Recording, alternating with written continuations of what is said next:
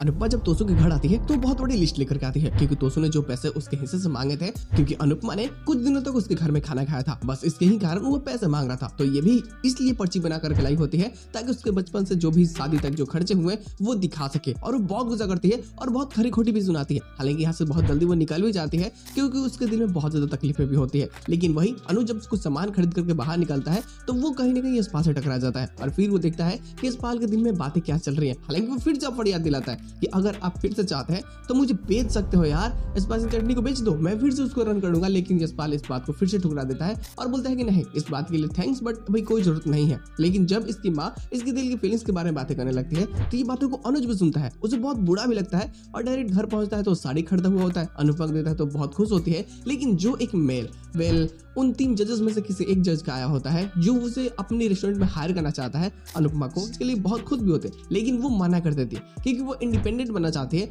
और वो चाहती है कि खुद का कुछ मत करना है। तो ये चेक लेकर के डायरेक्ट पहुंच जाती है यशपाल के पास में। पहले तो मिठाई देने के बाद में उसे वो चेक दे देते हैं। हालांकि यशपाल इस चीज को एक्सेप्ट करना नहीं चाहता है, लेकिन जब ये रिक्वेस्ट करती है कि जितने लोगों की नौकरी गई है उन लोगों को नौकरी फिर से मिल जाएगी, स्पाइसी चटनी फिर से चलने लगेगी, और आपको जो इंडिया वापस जाना पड़ रहा है आपको वापस नहीं जाना पड़ेगा, सब कुछ सही हो जाएगा, पहले से भी शायद बेहतरीन, तो प्लीज इसे एक्सेप्ट कीजिए। और फिर से एक नई तरीके से शुरुआत होती है, और अब अनुपमा उस स्पाइसी चटनी की को ऑनर होती है, तो जिस कारण अब इसके ऊपर बहुत सारे काम किए जो इसके लिए मुसीबत भी क्रिएट करते हैं, क्योंकि स्पाइसी चटनी के कारण ये ना ही अनुज के घर पर सही से ध्यान दे पाती है और ना ही जो अपने रिश्ते को सुधारने वाले थे। तो गुड़ लो बवाल तो होने वाला है। हालांकि जो इसका पोस्ट होता है उससे प्रोमो ही बोल सकते हो, ठीक है। ये पिछला वाला ही होता है जिसमें उसके लाइफ के जीवन में जो भी चीजें हुई वो सभी के बारे में बातें कर रहे होते हैं लोग। देखते हैं लोग कि एग्जाम देकर आने के बाद में हाथ में क्या लगता है, कौन सा प्लॉट है क्या नहीं, वो तो विस्तार से बातें होंगी, क्योंकि अब कल सीधे आएंगे लोग रात को उधर से वापिस।